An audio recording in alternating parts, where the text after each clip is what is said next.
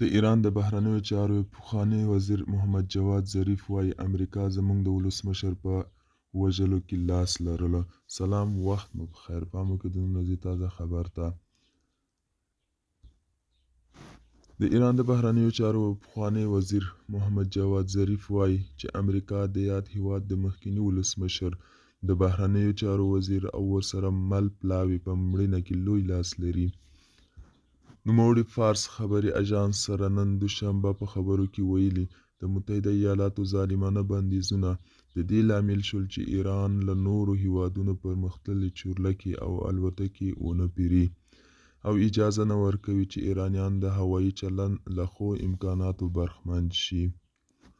ښاغلي ظریف زیاته کړې چې امریکا به هرومرو د ایران ولس سره د ترسره شوي جنایاتو له امله د دې هیواد په تور لیست ته ور اضافه شي. دوستانو، دا و د نن ورځې چمتو کړی خبر. تر بیا هم په الله سپارم. ښې چارې، ښه وخت.